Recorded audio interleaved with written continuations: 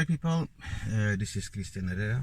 I am recording this from my car. I'm out by my boat and I'm not going to the office today. I don't know if I can because the Ciara storm yesterday was kind of hard. I was at my boat yesterday and I went out in this morning to fetch some water, and there was some sailboats that actually fell down from the storm. You know, sailboats that was on the land. So I think the insurance companies will be really happy. This storm yesterday, it made me think about the climate change and everything that's going on with that. And well, I will say that I am not one of those persons that say that doomsday is coming soon, but I'm not either denying that the people is affecting the climate. But with that said, I will need to say that the way the Swedish government is handling this is, I don't think it's the correct way to go. As for now, they're incorporating climate taxes on everything, and we have the gas price here is 16 kroner, which is $1.66 with today's conversion rate. And if you think about it, the Swedes have incorporated a tax that you have an automatic increase in tax with 2% on all combustibles. That means gasoline, diesel. So it's like a CO2 tax. But what you don't take into account, the more CO2 you get into the atmosphere, the more the plants will grow, because the plants uses CO2. So more CO2 means bigger plants, but with less minerals in them, as they live on phosphorus and nitrous. I think nature has a way to balance itself. The storms are getting harder. Last year we had a big storm, and it actually a lot of trees fell, and the whole forest out here was down. I couldn't get to the work. I went to the job in the morning, and then bam, stuck. There was trees everywhere. It was like the giant had been hitting it with a club, and trees everywhere. So I'm not going to the office today. I'm going to take a walk. I'm going to see if the devastation is the same as last year. So I mean, with my boat, instead boat clothing, I have my old moving company jacket, and robust stuff. Well, when it comes to climate change, I mean, I've been fed with this talk about climate change even since I was a child. I remember I was watching the news when I was about 5, 6, 7 years old, and they were talking about that in 50 years the world will be inhabitable because of the CO2 and the greenhouse effect. Well,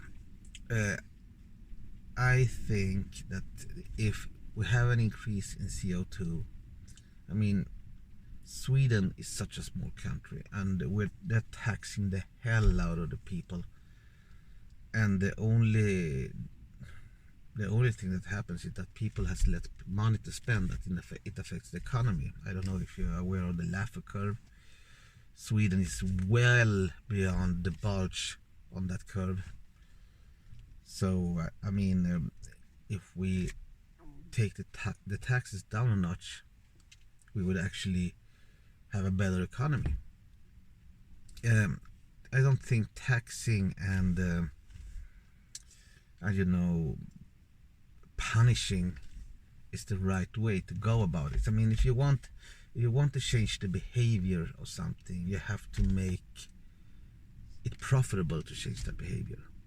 And a lot of people say, yeah, I mean, I always say that if we were less people on the planet, we would lose less resources, which is simple mathematics. I mean, it's more than just, you know, the outlet of CO2 with cars and you know, fabrics and stuff. I mean, it's also about us using up the land to live in. And the more land, the more people we are, the more land we use for ourselves, and we're pushing out all other life forms and destroying their natural habitats. And by that said, we're destroying more and more forests. The forests are the lungs of the world. So just talking about, you know, increasing taxes and doing nothing about the population, I don't think it's so productive. If we talk about population instead, okay, I mean, I wouldn't say that we go out and kill like 50 million people and say, yay, it's better. No, I don't. That's not the way to go. And you know, the restrictions that I had in China for when I was young, that they had like maximum 2 children per couple. Yeah, it would work because we will have a decrease in population in like 2 or 3 generations. But with the economic models that we work in now, they are counting on, you know, constant increase in population. It's the same as a constant expanding of the economy. And everyone that knows something about mathematics knows that, you know, infinity, I mean, unlimited and infinity doesn't actually exist. I mean, we don't have unlimited resources on this planet. And the more people we are, the less resources we have for each person. So I think that the way to go about this, I mean, Sweden is not the big culprit in this situation. Sweden actually has very low CO2 emissions, and there are 10 million people in a big area, and importing other people's overpopulation to unpopulated countries is not good as either, because then we will destroy the nice forests and everything, you know, the virgin lands that we have here. The same in Chile, we have a lot of virgin territory, and I mean, it's beautiful, and we should leave that for our children and grandchildren, and for the survival of the earth. So how do I suggest that we go about this? I would say that for us to decrease the population and limit our impact on nature, we actually need to work with education and fighting poverty. And because what's known is that the more educated a population becomes, the less children they have. I mean, if you look at some countries in Europe, and they're hardly replacing themselves with the birth rates that they have. So when people are better off, they tend to have less children.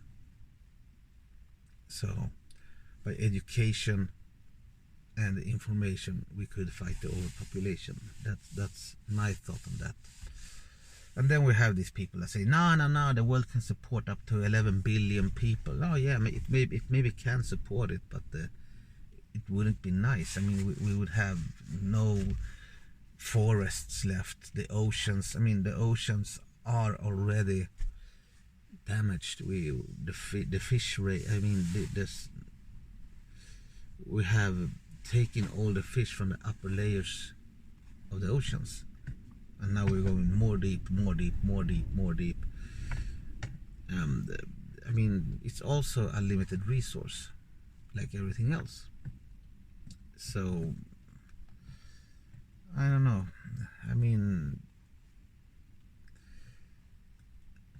the way we're going about this, I think, is wrong, and we need a global change for this to happen. And the weather, I mean, the harsher storms up in the north is only a a symptom that the world is getting hotter. I mean, this winter we have no snow, and we had that like for a couple of years. I will actually look into the data to see the temperatures of the winters in this area, but because I might be biased, because when you're a child you have different views and stuff, but when I was a kid, as I remember it, we had snow every winter. We had snow up to my neck, which should be like up to my knees today when I was a kid. And we went out every winter. We did skating, skiing, snowball fights. We built our fortress with snow, and all the kids went out and had the fights, snowball fights in the yard. Yeah, it was fun days. The kids of today, they don't even know what snow is. They look at snow and they try to snort it. Well, that's it for today. I will post some pictures in this video also from the devastation I've seen, but I will try to censor them, so I'm not showing where I am exactly. So before I start working for today, I will take a walk to the forest just to see how it looks like, and I will take some pictures. Have a nice day. Bye.